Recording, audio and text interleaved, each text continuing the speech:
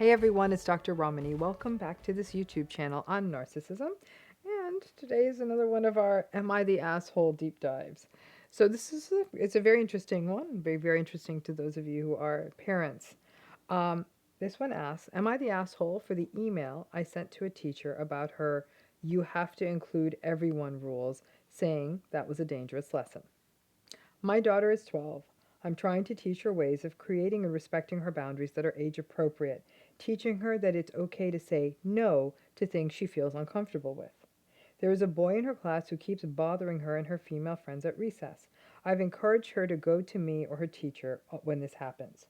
My daughter told me a few days ago that in class the teacher had asked the kids to form groups of about 4 or 5. She had formed a group of 5 with some other girls. Then the boy who had been giving her trouble at recess came over and said he was joining their group. I guess that's 12-year-old entitlement.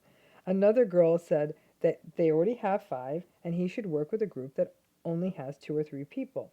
He said no because the teacher had said about 4 or 5. My daughter then said that they didn't want to work with him and he should find another group. That's good. A few of the other girls agreed with her. He said that "you can't exclude me like that, it's against class rules," and she said she didn't care. I heard about this from my daughter first, and the way she talked about it, she had been firm but not unkind. But then I got an email from her teacher saying she wanted to call. She said there had been an incident at school where my daughter had excluded another child, and that wasn't allowed in her class. And she wanted me to have a talk with her about it. Her telling of events was the same as my daughter's. I felt proud of my daughter for her honesty. So now here's the letter that this person wrote to the teacher. I sent her an email saying, "Dear Mrs. Teacher, I'm sorry, but that is not a lesson I feel comfortable teaching my daughter. She's at the age where she's already having to deal with unwanted attention, and I'm making a point to teach her that she does not have to be around anyone who makes her uncomfortable, and that a young lady is able to choose to spend time with people who make her feel respected. I understand you are already aware that that boy has been behaving in ways that she feels uncomfortable with at recess from our prior conversations. I think it is a very dangerous lesson to teach a girl she has to include and be kind to everyone instead of teaching her to be aware of when someone is not respecting her no and stepping out of the situation. I hope I don't have to explain in too much detail why I find this important, but to put it briefly, I was brought up with the include everyone mindset, no exceptions. It taught me to ignore my own comfort level, and as I became a young adult, I became the victim of men who use my inability to say no to their advantage. It's a dangerous lesson and no longer appropriate at that age. Thank you." And then the teacher emailed her back asking for a meeting in person with the principal. So, is she the asshole? Drop in the comments what you think. I say absolutely not. This lesson of include everyone is such an interestingly dangerous lesson. You might be thinking, well, isn't it cruel to exclude a child? It's actually a teacher's job to set up the classroom in a way to foster inclusivity without forcing the kids to act in that kind of a heavy gatekeeper function, and when they do, because they feel uncomfortable, to honor that. But I think one of the biggest problems, and again, this is important to note because these lessons we get at school, and in primary school in particular, about how we set boundaries, often sets the tone, not just from families, but also from school, on how we proceed through our lives. Kids often have decent instincts. And so when they're like, I don't like how this feels, they may want to close the door against something, not go to something. And so often, parents, other adults, teachers, like, no, you have to go. This arbitrary and absolute sort of authoritarian rule setting. Instead of conversing with the child, saying, you don't want to go, what's up? Talk to me about it. And then the child says, I just don't feel comfortable, and finding a way to honor that. This mom has done a really nice job of teaching her daughter how to firmly set a boundary. Listen, at 12, this kid's doing something that most 52-year-olds can't do. So that's hard enough for all of us who feel like, I just want to include this person.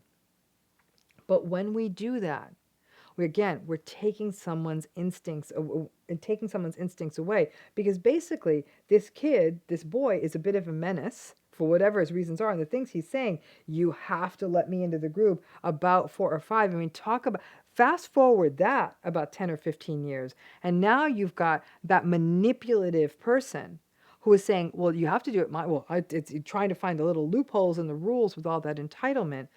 In its own sort of child way, this shows up.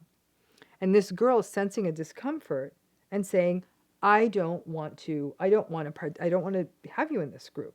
And she had done her part and coalesced a group that she felt comfortable with. The teacher is the one who's coming up short here. And this kind of absolute, everyone has to be included, have everyone go along, is a real problem. I'll tell you, as an adult, it's something I struggle with. That when people are saying, you have to work with this group or something, in a way that I'm thinking, not really, no, I don't. There's another group I could sit with. It's actually brought up the consternation of other people I've worked with. They've said, like, why are you being like that? Like, why can't you just make it work with that person? I'm saying, because this person makes me feel really uncomfortable. My life's too short to actually spend my time with someone like this person voluntarily. So this girl is figured this out. Something that took me till quite an old age. She's figured this out at a young age. But this is a failing in how we sort of really have this groupthink, go along, do what's said in an absolute way, and do absolutely nothing to develop critical thinking in kids. Instead, put all of our focus on obedience, something that we also do to adults. Just follow the rules completely, especially when it comes to things like this, when you're trying to set a meaningful boundary, that there can be a conversation about that. Way too much onus was put on this girl to manage this gatekeeping, especially when an issue had been raised. The teacher chose to ignore it. So, I mean, I think that the way this mom handled this was really, really great. That she said to her daughter, it's okay to set a boundary. I remember struggling with this as when I had school-age kids like that as well. And my daughter said, I feel like, they're telling me I have to include this or I have to be friends. I said, you don't have to be friends with anybody. You never are going to be intentionally cruel to anyone, but to give your child permission to set boundaries. That's one of the most important things we can do in childhood. Not only model boundaries, but also give the child permission to set those boundaries, because that's what wasn't given to us. And what really struck me profoundly about what this woman said was this was never taught to her. She was taught she had to absolutely include everyone, and never question that. What does that do? That cuts away at the child's discernment. In some ways, you're thinking like, well, why should I be discerning? Because I'm going to be thrown in with everyone no matter what. So I have no say in this. And so the child almost doesn't get to cultivate that skill. And she herself said she came to some harm as she went into adulthood because she hadn't had the chance to practice setting boundaries and that fine, fine art of discernment. So I think that this is a really great example, especially those of you who may be co-parenting with a narcissistic parent who's always a chronic boundary violator anyhow, to sort of do some of that work, that calibration work on setting boundaries. It's also a wake-up call that if a 12-year-old can say, yeah, no, I don't want you in my group, we can do this as adults, as uncomfortable as it may feel. And this poor kid is having to deal with teachers and the whole 9 yards for doing something that we as adults know is the healthiest thing we could learn. I bet you want to know what happened with the principal. I'll tell you.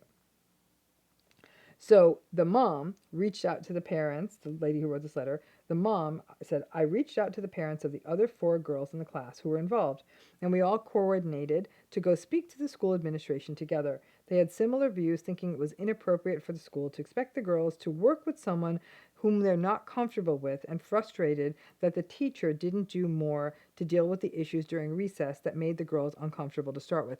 My best guess is teacher is most likely an enabler. That has an enabler vibe. Include everyone. Do everything together. Narcissistic folks. The kid's 12, so we can't really say that. But these kinds of antagonistic folks really count on enablers like the teacher to sort of keep things running the way they want them to be run. Let's see. I ended up asking the school if we could reschedule the meeting to a time when all involved families could make it, and we ended up meeting this afternoon along with a bunch of people and the teacher and the principal. We all presented a united front asking for the following: that the school does training for the teachers on trauma-informed teaching methods and the dangers of expecting young women to go against their best judgment of their own boundaries to be nice instead of include everyone. The kids should be allowed to respectfully set boundaries and taught to respect each other's boundaries. I think that's great. The school addresses harassment in class or at recess and doesn't enable it to continue. We went to talk, and I think it went a lot better having all the parents join instead if I had gone alone. Again, this is a real strength in numbers. The teacher and principal apologized, and the principal agreed to look for resources on how to better navigate the balance between being inclusive and not forcing kids into including someone who's crossing a line with them. And so it's interesting because some of you might be thinking, well, what if there's a kid who's just different than other kids, different race or different size or different something, and that child's not being included, right? It seems like that there's a cruelty to it. It's not on the basis of that child's behavior. This child sounded difficult. So that, again, the onus is on the teacher to foster empathy and compassion and all of that in the classroom so that there is that kind of inclusivity. Maybe that even means not having the children assemble their own groups at times, but helping sort of move it around. But I do think when you have a child, in this case, that boy was behaving in a way that was problematic. It wasn't just on the basis of who he was and what he looked like, but it was on the basis of his behavior. That anywhere, whether in school for children or as adults, that we think about someone's behavior. And if it's on that basis that we are being discerning, that we give ourselves permission to set those boundaries.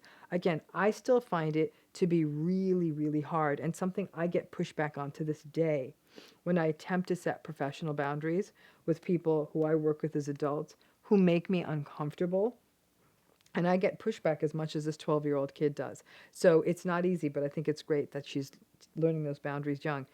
Imagine how different our lives would have been if we all learned that we had the right to set boundaries when we were young. Thanks again.